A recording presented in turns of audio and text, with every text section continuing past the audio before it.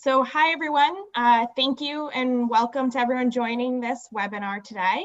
Just a bit of background, this webinar is put on by the Pathways in Business and Environment program at CBAY. And one tenet of this program is to bring in sustainability oriented professionals to discuss their work that they do and the journeys that they have taken in their careers. So we're going to talk with Cameron for about the first 30 to 40 minutes. He's put together a really great PowerPoint about his career path and what he's currently working on. And at the end, we're going to have a Q&A session. So please go ahead and put all your questions into the chat so we have those ready. So today I'm delighted to introduce Cameron Plese, who is the Deputy U.S. Representative for the Roundtable on Sustainable Palm Oil.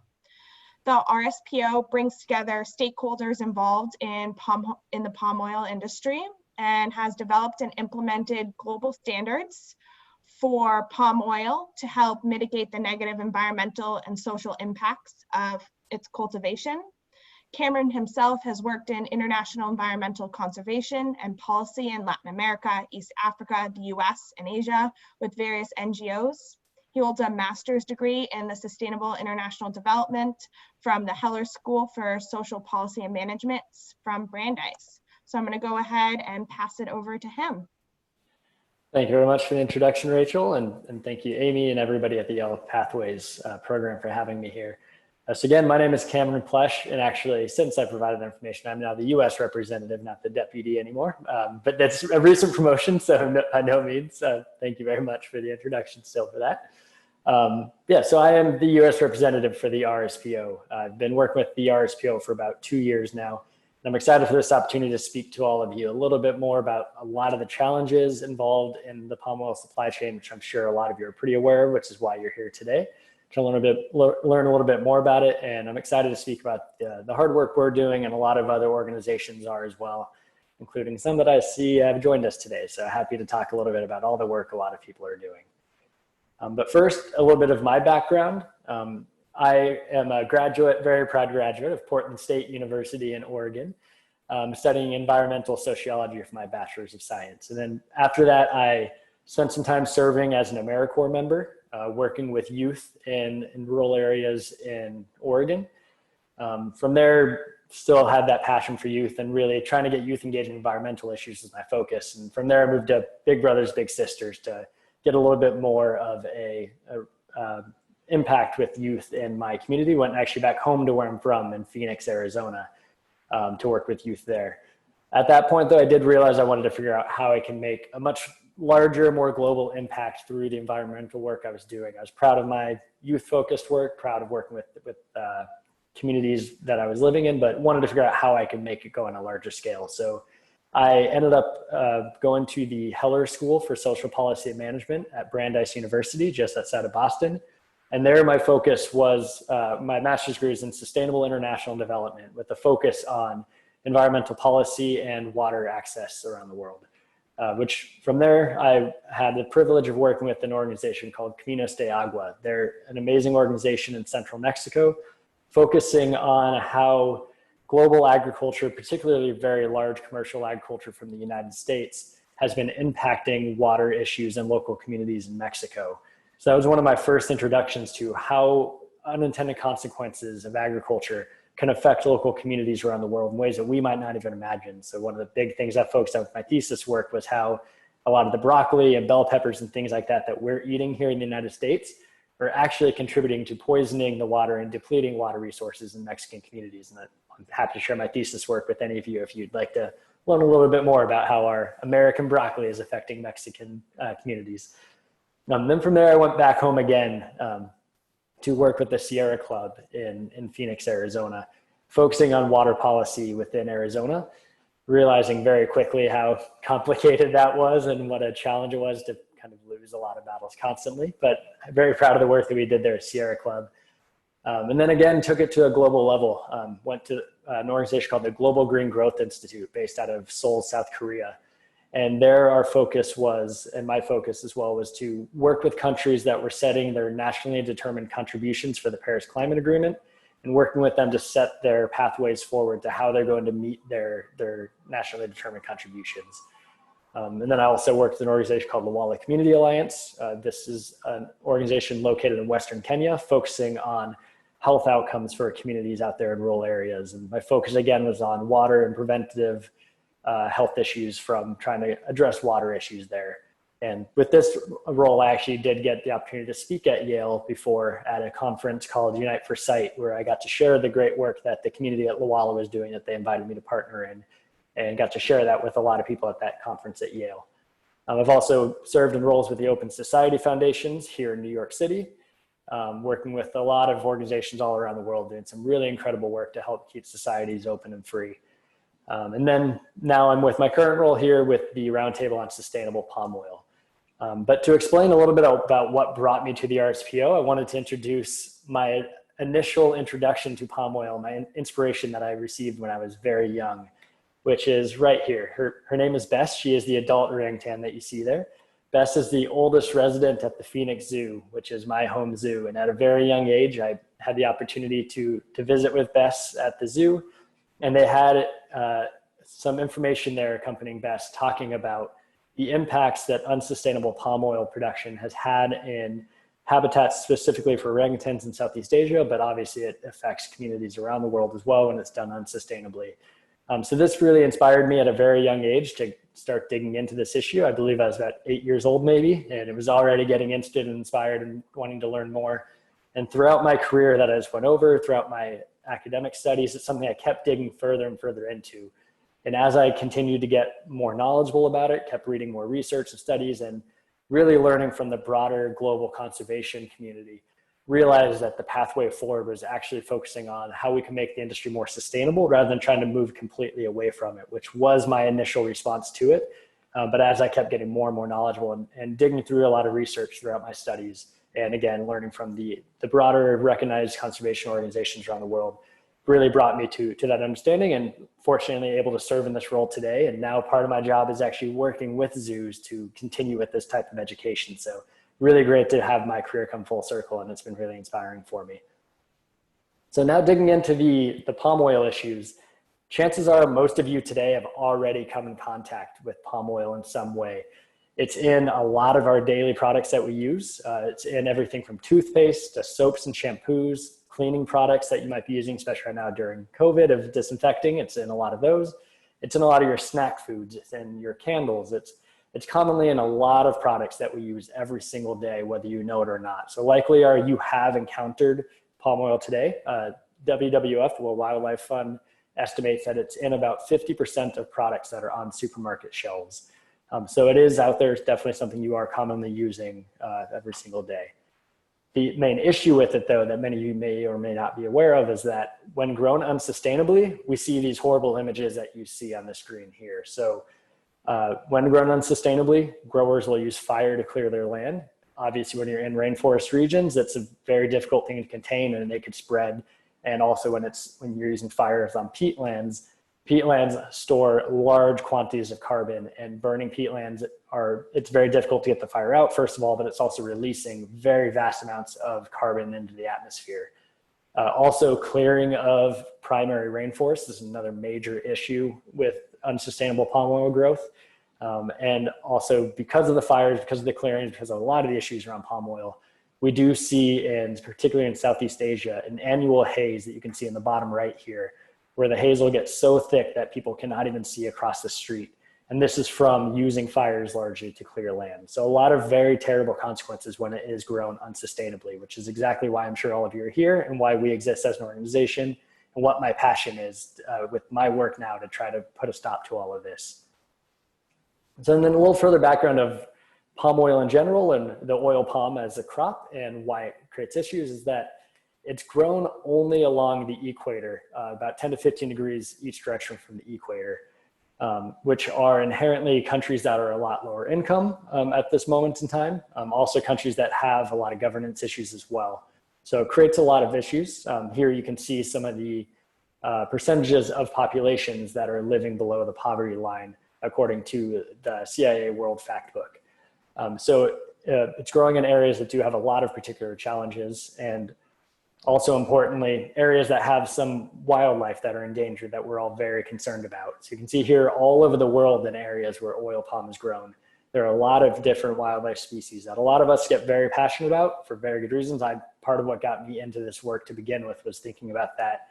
But it also is very important to also remember that there's a huge human element associated with this as well. There are a lot of humans in these communities that are either impacted by unsustainable growth or also that are growers themselves that are participating in this industry. And it's important to think about all the human sides of it as well, while definitely not ignoring this side of it. The wildlife aspect of it's a very important component to all of this as well. So in terms of global biodiversity, again, you can see the green bar where oil palm is grown. A lot of the areas that have the highest rates of biodiversity are also in that belt where oil palm is grown. So again, all of these things between low-income communities, difficulties with governance in these countries, biodiversity issues, all of that makes it so that oil palm is a particularly difficult crop when it comes to a lot of these issues. But an important thing to note is that it's not just oil palm that fits into this category. In the same exact region, you'll have things like soy, coconut, a lot of the beef that we eat here in the United States, vanilla, tea, coffee, cocoa. There are a lot of commodities grown in this area. Palm oil, very rightfully so, gets a lot of the attention because there's been a lot of negative things that have happened around it. But these other commodities also have the same exact challenges that are very important to stop. And that's something that we're very passionate about as well, even though our organization specifically focused on palm oil, but we're still wanting to make sure we can share all of our knowledge and learnings with other organizations focusing on other commodities as well. But not all of the oil palm crops do have to look like those bad images that I shared. This is actually an oil palm crop that I had, or a plantation I was able to visit in Mexico. It's actually a very small plantation. It's on 2 hectares, which is equivalent to about 4 football fields. And this was actually a plantation owned by this woman here. And she had told me stories about how when she first was able to acquire that land in southern Mexico, it actually was formerly degraded cattle land. The cattle had grazed it so much that when she first tried to put a shovel into the soil, she said she wasn't even able to break soil. So it took a very long time to get the soil to be fruitful. And now she is able to grow this oil palm, and she said it's part of what helped her send her grandchildren to school and help to improve their livelihoods. So there are definitely a lot of positive stories around oil palm and around palm oil itself. Definitely we see more dominantly the negative sides of it, and that's exactly what we're here to try to prevent, is the negative consequences. But it's important to recognize that in the end, the oil palm is just a crop like any other. As I mentioned in the beginning, there are problems with broccoli as a crop in the United States affecting Mexican communities as well. So every crop does have consequences when not grown sustainably, but also can have a lot of great rewards when done well. Ultimately, all these issues are human-caused problems. It's not the crops themselves, it's the humans causing the problems around the crops, which means that there are human solutions to the crops to make sure that we can have a more positive impact. So one of the major issues around palm oil, though, that's led to all these questions and these conversations is that it is a very prominent vegetable oil. It makes up 35% of all global vegetable oil in the world. But on the positive side, it only is taking up 10% of the land mass dedicated to growing vegetable oils. So it's actually part of why the oil palm can be used as a sustainability solution if it's done accordingly to what the RSPO dictates, and I'll go over that in a little bit. But when you think about the idea of a lot of people when they first hear about palm oil, as I mentioned in the beginning that I did, the first conversation often is jumping to, those things are terrible, I'm gonna avoid palm oil altogether, which is a very justifiable reaction to have sometimes when you see those horrific images.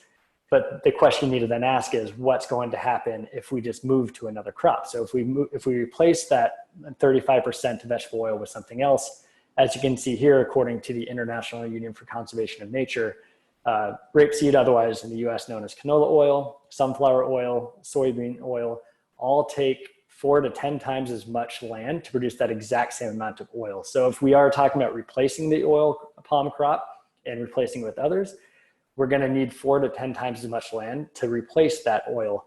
And also according to the IUCN, we're expecting to double our demand for vegetable oil globally by 2050. So already where we're at is not going to meet the global vegetable oil demand. We are going to, if we do see this doubling of increase like they had predicted, we're going to need more vegetable oil. So if oil palm's not going to be a part of that, we need to think about which other vegetable oil crops are out there, and are they going to cause more damage if that's all we focus on specifically, because we will need a lot more land to be able to do that. So definitely some difficult questions to have, and part of why we as the RSPO exist.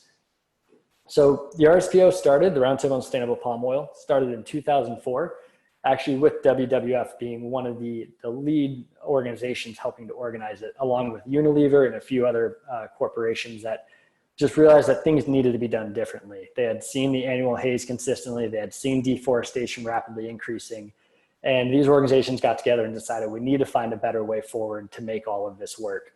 So the RSPO exists as a multi-stakeholder organization, meaning that all the members of the RSPO are actually the ones running the organization.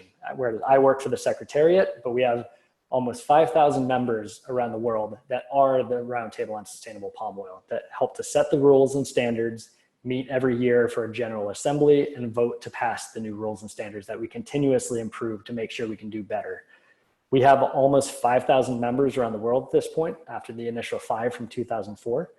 And very proudly, my role here with the RSPO is to represent all the members in North America. So I'm very proud that the United States is actually the highest country in terms of membership out of all of the RSPO member countries. So very excited that we have a lot here, and definitely still a lot of work to do, but part of my role is to work with all these companies in North America specifically to make sure they're sourcing sustainable palm oil in those products that you're using every day. And among the members, it's not always just company sourcing. We have a lot of conservation organizations and zoos as well. Again, that's where I first learned about this. Zoos play a very vital role in educating the public about sustainable palm oil issues. We also have a lot of conservation organizations, some very respectable ones globally that are working very hard as well in these issues, like World Resource Institution, Orangutan Land Trust, who I believe is on the call, a very great organization as well. And some really great conservation organizations focusing on this and that agree that sustainable palm oil is really the path forward. So what we mean by sustainable palm oil is the RSPO has what we call the principles and criteria. This is a standard of 7 principles and then a lot of criteria under it, which equates to over 150 criteria that growers have to follow. This is something the RSPO membership, those 5,000 members, they help to put together this principles and criteria and then pass it every 5 years. We review it every 5 years and make sure it gets better and better every 5 years and continuously grow and become a little bit more stringent. We are one of the most robust certification standards out there. We have everything from no deforestation, high conservation value, high carbon stock approaches integrated into it, no planting on peatland. We follow the International Labor Organization's labor recommendations. We have a lot of very strict human rights standards in there. It's a very in-depth standard, even has language in there about equal pay for equal work to women, for women, which we can't even do in the United States still at this point.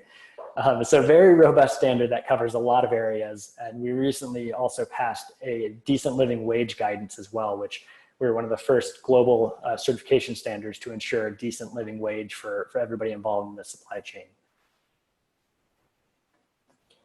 One of the big challenges, though, is at this point, we are hovering right around 20% of global palm oil is certified according to that principles and criteria that the growers need to follow. So 20% is still a very significant number to be at, considering we've existed since 2004, and we released our first standard in 2007. So relatively new, but we do have about 1/5 of global palm oil certified according to the RSPO standard. But we know as an organization, we have not succeeded until we get that to 100%.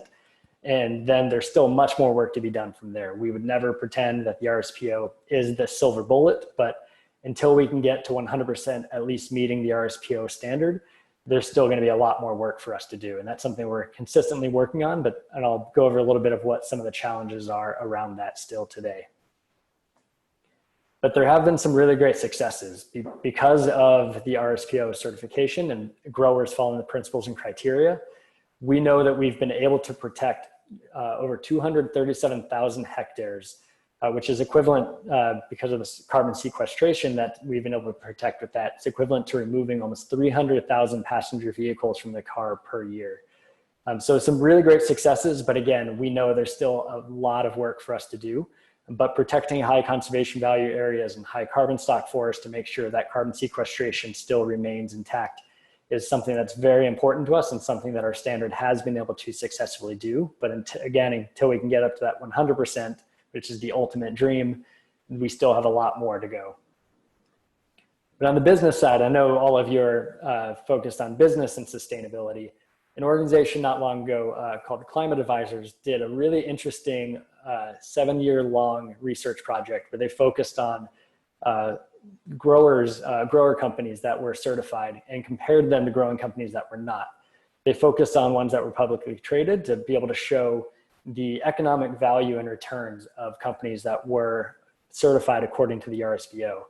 And what they showed was that there was a dramatic increase in performance for companies that were RSPO certified. It can be for a number of things, could be just from, or a lot of it, what they were predicting was that by being RSPO certified, you have a lot more management procedures put in place and you have a lot more insight into your supply chain. So that's a huge part of it. Also with the RSPO standard, we do have best practices that help to increase your yields, which is a really important aspect to not needing to expand your land at all because you can get a lot more from where you're already planting. So a lot of great data here, and an important quote from it was the CEO of Climate Advisors in summary of this essentially said that this study showed that sustainability is profitable, that you no longer have to make that decision between sustainability or profitability. And if you are not being certified, and if you're not taking environmental stewardship into account with your business, that you're leaving money on the table. So it's a really important time for us now and a good inflection point to realize, have businesses starting to realize that sustainability and ethics have to be at the core of your business. So then to tie all this back into the United States, into the region I focus on, again, we do have some of the largest numbers of membership in this region. We have about a little over 650 here just in the US and Canada, which is a dramatic growth from 2016. Because we are seeing this conversation start to happen a lot more in this market. That's why a lot of you are here as well, because it's something you're concerned about and something you want to learn more about as well. In other parts of the world, they've been having these conversations for a little bit longer, but we're starting to see it come up a lot more here as consumers become more and more aware and wanting to vote with the dollar. But there are also some really interesting things that have helped to drive this. Like there's a lot of corporations have set 2020 deadlines to end deforestation in their supply chains. There's groups like the Consumer Goods Forum and the New York Declaration on Forests from the United Nations that a lot of companies signed on to try to make sure they could end deforestation within their own supply chains and play a role, even though we're here in North America, which seems very geographically far removed from where these issues are happening. These different issues or these different organizations and these different declarations are helping to bring North American actors into the fold to try to make sure they can do their part to end all of this. An important thing to note though is palm oil was not really brought into the US into heavy numbers or into high volumes until like the early 2000s is where we started seeing it increase. A lot of it was from unintended consequences of some very well-intended policies. Largely the conversations around ending the use of partially hydrogenated oils and trans fats in foods and some of the other products we have here in the United States, which is again, very well-intended policy. But to replace those partially hydrogenated oils and trans fats, palm oil became one of the main feedstocks and main sources that people could use to replace that, since it is not a trans fat itself. So as we saw that happening, there's a direct correlation with how much palm oil was being brought into the United States. And you can see it here right when the policies were put in place and the labeling policies were put in place. That's when you see that dramatic spike. We are now up to, this is a little bit outdated here, we're up to more around 1.5 million metric tons coming into the United States now, compared to the early 2000s before these conversations only being at about 200,000. So very direct correlation and definitely an unintended consequence to what we're doing. And that's why we're here now though, to try to make sure that companies are bringing it in the right way.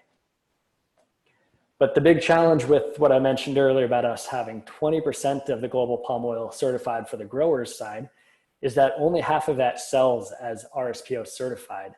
And that's part of what we have a challenge with, trying to get more growers to grow according to the standard and not deforest, not plant on peatland, not hunt wildlife, all the things that are in our standard. If we want to get more growers to commit to that, we also need to get more companies that are further downstream that are using the palm oil. We need to get them committed to buying it, because that's the best way to get the economic incentive to the growers that are all around the world. Right now, you can see the blue part of this graph is the supply of certified sustainable palm oil. The orangish colors are the certified sustainable palm oil being sold. So that clearly shows that a lot of the companies we all support and love, not all of them are fully committing to make sure all the palm oil in their supply chains is certified. So the best way to address these issues ultimately is to get more and more companies to commit to buying certified sustainable palm oil. Make sure, ideally, we can have more demand for it than supply. And that would ultimately get a lot of the growers to want to change the way they're doing things and see that there's actually an economic reward and benefit to grow according to a much better standard and grow better than they had before.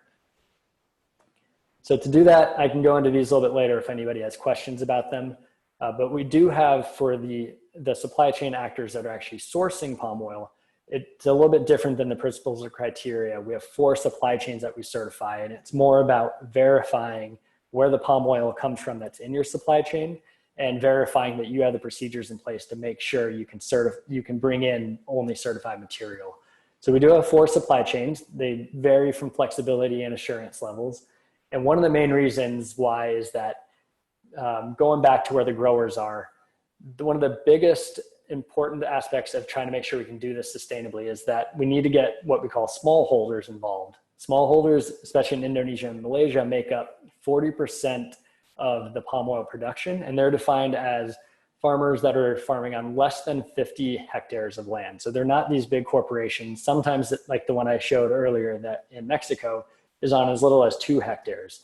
But the big challenge is that sometimes they're not near a certified mill, or they struggle to get certified themselves. Just like here in the United States, you go to a farmer's market, you might see a lot of people tell you, I grow according to organic certification, but I'm not certified myself. Because just like in the United States, just like oil palm farmers around the world, it's a big challenge to get certified. So we need to make sure that certified mills and people that are collecting the production from the growers, that they're able to bring these smallholders into the fold as well, whether they're certified or not, as we continue to work to get smallholders certified. Because we know if we only focus on the biggest companies and we do leave that very large amount of smallholders out, it's going to lead to a lot of issues. There have been a lot of studies recently showing that a large majority of the deforestation and fires being used are coming from smallholder farmers. And that's because they're often left out of these supply chains and the certified supply chains that we're trying to bring in and that we care about here in places like North America and Europe. So it's very important that we have these 4 different supply chains, the highest levels that a lot of other big companies can and should be able to achieve.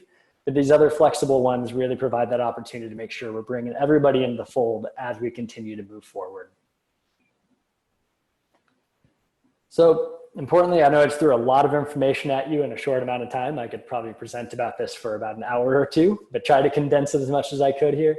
But it's important to know what our roles here are, especially sitting here in the United States or wherever you are around the world. One of the biggest things I would advocate for is to help raise awareness about the RSPO, or just even have conversations about certified sustainable palm oil or palm oil in general. I know it's not something everybody loves to talk about. All of you are here because you want to, and I love talking about it. And one of the other participants on here, Michelle, will talk to you about it anytime you'd like, I'm sure, as well. Sorry to throw you into that, Michelle. But having these conversations is one of the first steps. Even when I talk to my family, most of them still ask me what palm oil even is, and they don't even know anything about it. So education is a great first step. I encourage all of you to continue talking about it. There's also a great app from one of our zoo members, the Cheyenne Mountain Zoo in Colorado. It's called the Sustainable Palm Oil Shopping app. And with that, when you're at the store, you can look up products, you can look at your favorite brands and see what they're doing to make sure the palm oil in their products is being sourced sustainably according to human rights standards and making sure there's no deforestation in there as well. And also a very important thing is to support the companies that you love, that are doing the right thing, that are making strong commitments for no deforestation and for sustainable palm oil. Companies do listen to their consumers when they do reach out either through Twitter or sending letters. Cheyenne Mountain Zoo actually has children send letters to companies to tell them to do the right thing and source better. And they listen to that. I get calls all the time from companies wanting to join because they said consumers have been asking enough about it. So you do play a very big role, and it's important that you push companies and ask what they're doing with sustainable palm oil and how can they do better.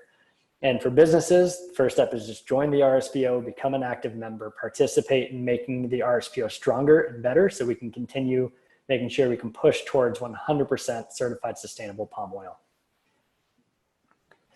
And with that, I will open it up to questions. Hopefully I stayed on time there. Yeah, no, good. Thank you for that presentation. And we have gotten a bunch of questions in. Keep them coming. And then I also got questions ahead of time. So I'm going to start with a few of those ones, some hard-hitting ones to start off with. So one of the questions that came in, so as you discussed, RSPO has strong principles and criteria for social and environmental protection. You went through all those. But one of the criticisms has been your lack of enforcement, and there's been violations prior to that. And additionally, when people violate it, members have just been suspended, but then they're allowed to come back. So if you could just touch upon what you guys are doing and how do you ensure people are actually following the criteria and not just allowed a pass? Yeah, so we do have a whole complaints panel that a lot of NGOs and conservation organizations are part of, and they review all of these cases. We do make sure we send people to go actually investigate when there are any complaints. And it is sometimes a long process and something that we definitely need to find ways to get even faster with. It's something you also see with organizations like the United Nations that are run in a similar way, where it's a stakeholder engagement or multi-stakeholder initiative, that when there are complaints against member countries, sometimes it does take a while and there's a whole process to go through. But it's important to know that it is something run by the RSPO members, not by the RSPO as the secretariat. The members really take into account all of the complaints, do some very thorough investigations. And when companies are suspended, we provide an opportunity for them to remediate all of the complaints against them, and we set forth a plan that they must meet if they want to come back. One of the reasons why we do that is that we have had companies that we've put forth plans saying, you have to remediate, you have to do all of this, you have to replant, or you have to restore this ecosystem, you have to restore the human rights violations that we've seen enacted. And we've seen companies walk away because they say, we're not going to go through that plan that you've set forward. What's happened, and this happened somewhat recently, and Rainforest Action Network actually wrote a lot about it, is that once the organization has left and not been under the RSPO anymore, things have gotten worse because now they don't have anybody looking over it. They don't have anybody trying to monitor what they're doing. So it's important that we provide an opportunity for companies when they do violate. We suspend their membership, we make it public, which we've seen it has a huge economic impact on organizations. Just when they do get suspended, we've seen their stock values plummet. So it does create an incentive that they need to get better, they need to get back in the fold.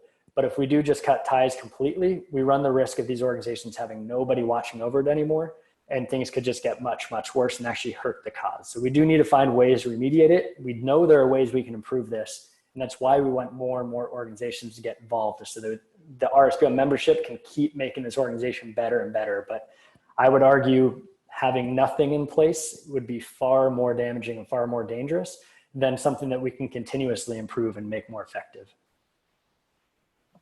So just with the current process you have going right now, has there been any considerations having a different set of criteria for maybe small versus large plantations, and different standards that they have to meet? Yeah, so we actually did just this last year release an independent smallholder standard, which still is no deforestation, no peatland, still has all the very strong human rights and labor standards in there as well.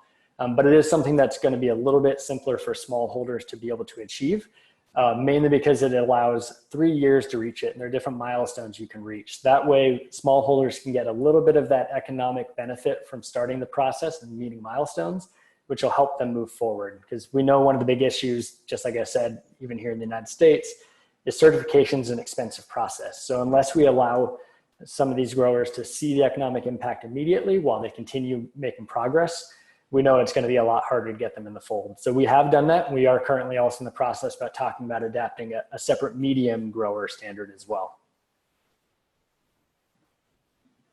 Great. And let's see. How does the RSPO engage plantation owners that establish plantations on cleared forest land, and are these companies barred from participation? Yeah, so the way the standard is set is that you can't have had cleared primary land prior to 2005, primary forest. And we do have right now, as I mentioned, the high carbon stock approach and high conservation value that before joining the organization, you have to have somebody come in and assess the land, do what's called a land use change assessment, and assess it according to the high carbon stock value of the land and the high conservation value. If it is deemed that you had cleared land since the date that has been set and that there was high carbon stock land that have been cleared, either you will not be able to join, or there again will be remediation procedures that you'll have to put in place of land that you'll have to be able to restore, or land that you'll have to set aside and make sure you protect. There's a lot of different things that will have to go into place, different community projects that will need to be done, but there is a procedure to get companies to be able to join still, but a lot that has to be done and often is not really going to be too possible. One of the big challenges though, and the reason why there needs to be some flexibility at times and why we want to make sure we have these remediation and different opportunities to still get engaged, is that sometimes the land will be cleared prior to current ownership, or sometimes will be given back to the community after being cleared. And then some community members, sometimes some smallholders, will want to be involved. So it's not always consistent with land ownership, especially in some of these other countries where land ownership can be a very tricky issue. And that's a large part of what we do as an organization, is that you need to be able to also prove that the land you're on had free, prior, and informed consent before you had ownership of the land. But there are a lot of challenges around it. We recognize that, and we want to make sure that we aren't an organization that's only letting in the highest and best of all the companies, which would be the easy way forward and probably would make us get a lot less criticism. But ultimately, to achieve our mission, we need to make sure we can bring as many actors on board and make sure we can make them a lot better than they've ever been, and make sure they can help us to restore land that's been damaged through their practices, rather than just leaving everybody out and not having any engagement with them. So you bring up free, prior, and informed consent. Can you just talk about who has the burden to demonstrate that, and where does that fall? Yeah, so third parties often are the ones that are helping to establish that. The community members work alongside the company. The company is one of the ones that bears the largest burden. They need to be able to prove a lot of it as well. But one of the big challenges that we have seen, and something that we adapted as well, and to make sure we were protecting community members better, is that, again, sometimes land tenure in some of these countries is a very sticky issue. And it could be something as simple as over 100 years ago, somebody had written on a piece of paper that they own that land and passed that on to somebody, which we now at this point, we do accept that as a form of land tenure, because traditionally land hasn't always been something that can be bought and sold in a lot of these communities. So there are a lot of challenges, and we do make sure that we go through a very strict process and involving a lot of third parties to remove any bias. We go through a very stringent process to make sure all of these things are taken into account, make sure that the community has had an opportunity and a say in doing so. And even just to join the RSPO, all of you could even do this as well. Anybody joining the RSPO, it goes up on our website, and there's a 2-week period for the public to provide comments. So if anybody's joining the RSPO and you for some reason don't feel they should, there's an opportunity for anybody in the public to put comments in their application process and let you know, or let us know why they shouldn't be a member or why they should be. And this is an opportunity as well for community members that are in these communities where growers are, to voice their concern and let people know that they did not have free and prior informed consent for us to be able to do this, or for them to be able to have this plantation in our community. So there are a lot of opportunities for it. Great. So we actually have a few experts on this call in this region. So I'm going to go ahead and promote one of them, Jami, and she's going to ask some additional questions because she has great expertise here. So Jami, you let me know if you're in and good. Maybe this will work, maybe it won't. Oh, I see you're coming on.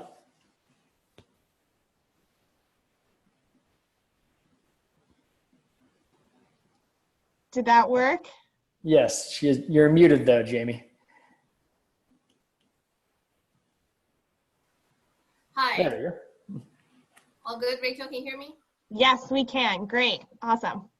Hi, yeah, so my name is Jami. I'm a rising second year in the MEM program here. I'm from Malaysia, and prior to coming to Yale, used to work a lot on land use issues, especially around palm oil and with some of the corporate actors specifically in Malaysia. I had two questions related to the grievance mechanisms. One is that it's clear that certified sustainable palm oil brings monetary benefits to companies and their investors. But it does seem that these benefits are inequitably benefit companies, whereas the social and environmental benefits are a little bit either are relatively less or lagging behind in terms of gains. And so what are the mechanisms to ensure that indigenous and local populations have better representation and access to the grievance mechanism? I think that's my first question. Yeah. And the second is that there have been criticisms that you have brought up, and I think there are a lot of people share in terms of like the delay and the duration of the RSPO grievance process. For example, the IOI grievance in Malaysia took about 5 years before it was resolved.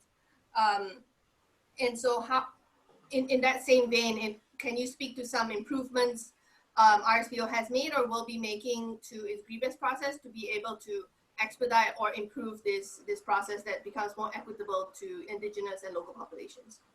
Yeah, so on the second point, just real quickly, it is something that's currently in the works. We have an assurance task force that are currently in depth or in the middle of a lot of meetings to address a lot of complaints, a lot of reports that have come out. We listen to all of that. Again, the RSPO never tries to pretend like we are perfect. We know there's a lot more work to do. We know this is a particular area we can continue improving in. And so the Assurance Task Force, which is made up of the RSPO members, some NGOs are a part of that as well. They're all meeting right now, actually, over the next couple of days, next couple of months, actually, as well, to continue taking these reports that we've received and implement some changes. So there should be a lot more coming out pretty soon. But it is something we're concerned about ourselves. We're all conservationists. We have got a lot of PhD biologists within the organization. Not a lot, we've got a couple. So we are definitely an organization concerned about all of this as well.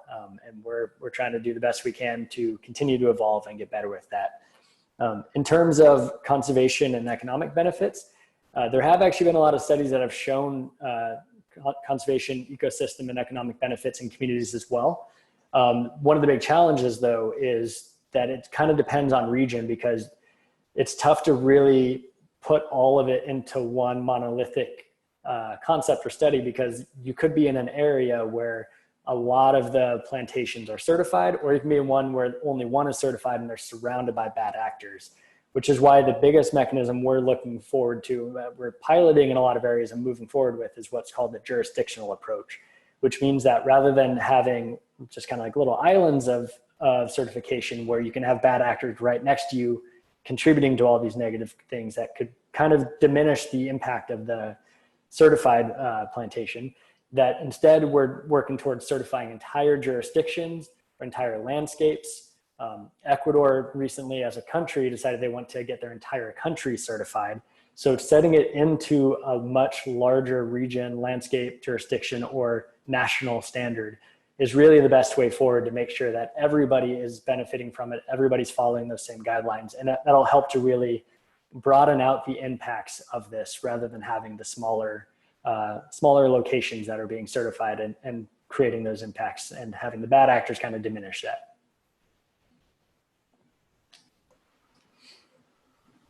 Rachel, if I could ask one more question. Yeah. Yep.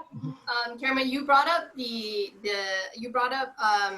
prior, and informed consent and how indigenous groups or local populations can provide land tenure, evidence of land tenure. But I think even within in most of the countries that palm oil is grown, land tenure at the government and legal level is very difficult to prove.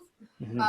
And even with the kind of and so the burden of proof for land tenure seems rather high, and for land tenure and for like violations of FPIC seem rather mm-hmm. high. So can you speak a little bit more specifically to what RSPO is doing or wants to do to be able to improve access to that, or at least reduce the burden of proof to indigenous groups?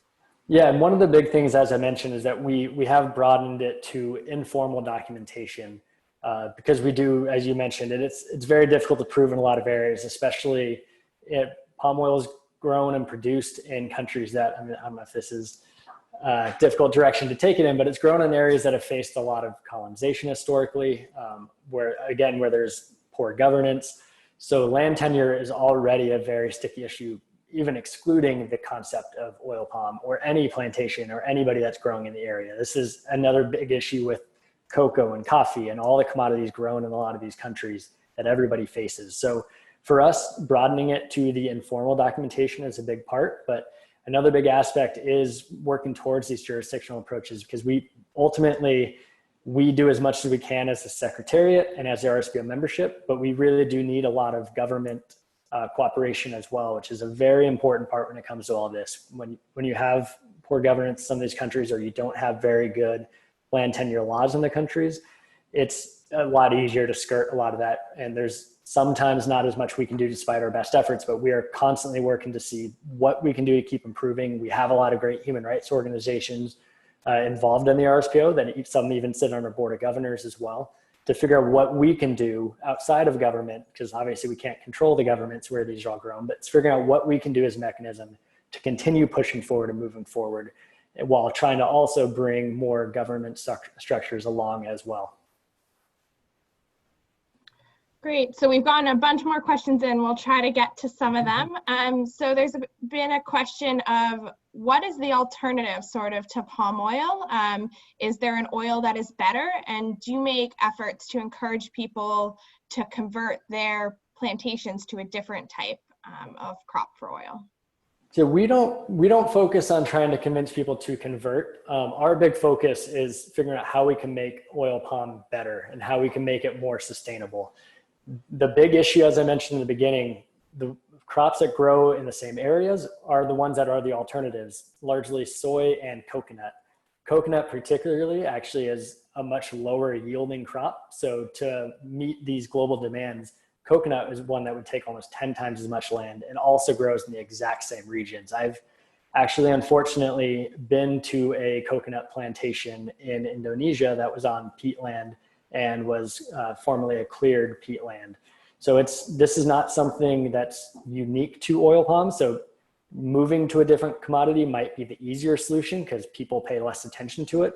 But really, it's the easier way out and not the way that's actually going to make change. It could actually make things a lot worse. So we don't encourage people to just move to a different commodity. We try to make sure we can do as much as we can to make this commodity specifically a lot more sustainable and end a lot of the challenges that we see around it. And so you talk about the certification is not the perfect solution. So what else are you guys doing that, or can these people do in parallel to complement the certification to even strengthen that it is sustainable palm oil? Yeah, so like all the other certifications out there, I mean, there are some really great ones that do focus on these other commodities. Our focus is that all commodities eventually will be sustainable. I mentioned broccoli in the beginning, which there's not as much focus on, coconut as well. Certifications are a great way for companies to start out figuring out what they can do to be sustainable and at least provide a good structure and guidance in areas that might not exist in a legal standard. We historically have had a bit more in the United States. We're losing a lot of that. I won't get too into the politics of it, but certification offers an opportunity to have a little bit more of a consistent and broadly recognized set of standards outside of the governance structures. So it's a great first start, but some companies do go further than that. And like in southern Mexico, for example, PepsiCo has actually been working directly with smallholders, which goes beyond RSPO certification. They're actually working with communities directly. We've seen a lot of other companies do the same with human rights.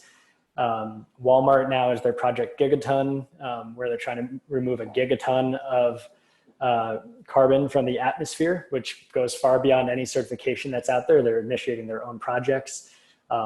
I spoke recently with a beauty company that is sourcing mica in India, and they initially had thought about just moving completely away from mica because they're struggling with trying to make sure everything is protected as far as human rights and environmental issues. But they since have gone in, spoken to the community, and now being more engaged with the community to try to do things beyond whatever any certification out there for mica can do. So really getting into these communities and talking to them and getting as engaged as possible is the best way you can go beyond the certification part of it. But certification is a great start to help communicate what you're doing to your stakeholders and to help add at least an extra level of assurance, or at least a start for companies as they try to figure out what they can do to go beyond that.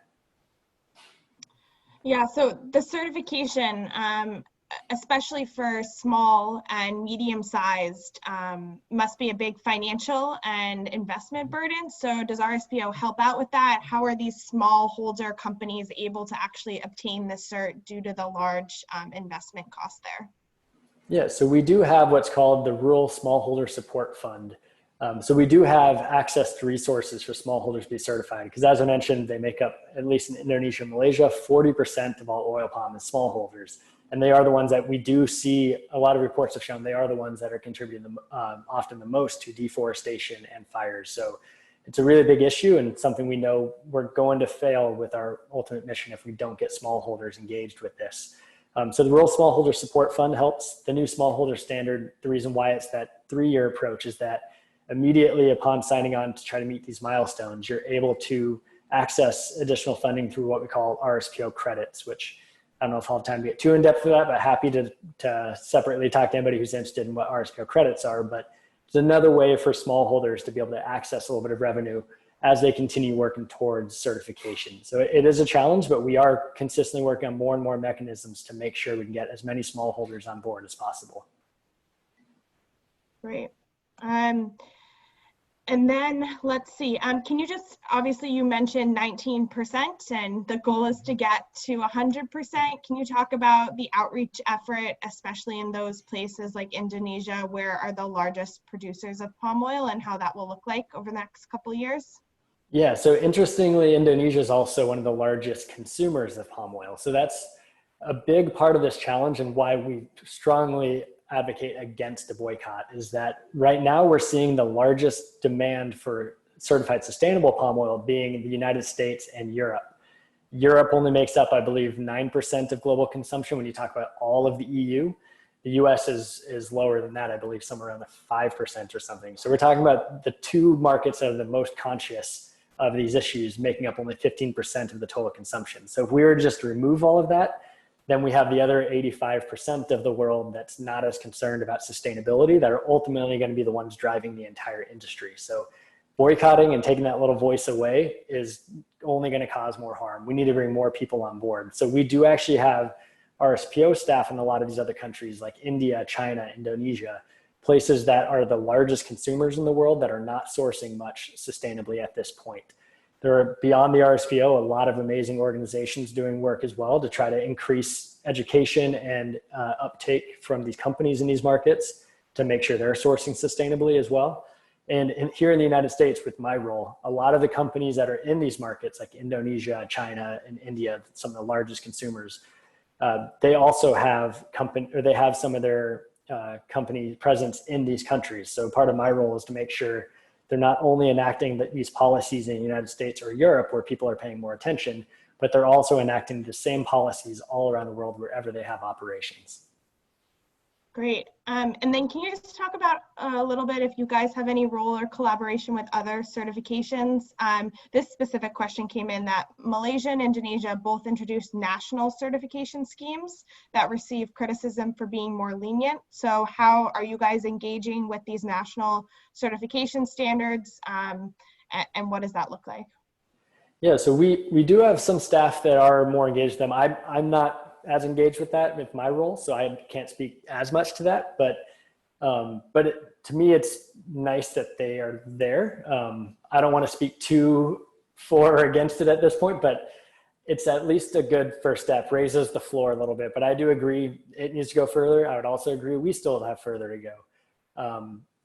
But we don't have direct influence over those standards, and we didn't create those, but we do work with other standards. Rainforest Alliance is also one of the longest members of the Roundtable on Sustainable Palm Oil, and we do work closely with them as well. So we all try to share resources. Ultimately, all of us, our goal is to make sure every single commodity in the world does not lead to deforestation or human rights abuses or child labor issues or anything like that. So all of us do whatever we can to share resources. But yeah, it's kind of the most we can do. We focus specifically on palm oil and are doing our best here. But ultimately our goal goes far beyond that. And we welcome any other certification that can contribute. We're not here to compete. We're here to try to achieve the same thing. So we hope if we can provide any opportunities to bring others further along, we definitely want to play our part to do so. And then just more of a different type of question that we got right at the beginning, and maybe in the last minute you could touch upon it. Someone was interested to hear about the impacts of broccoli you mentioned. So in 1 minute, can you just summarize your work that you did Yes. there? Yeah, so broccoli is a very water intensive crop, and you might be surprised to know that Mexico is the second largest exporter of broccoli in the world. And I'm sure any of you that have gone to Mexican restaurants or have been to Mexico, you might notice there is no broccoli in Mexican food pretty much ever, except here in some very hip Brooklyn Mexican restaurants there is.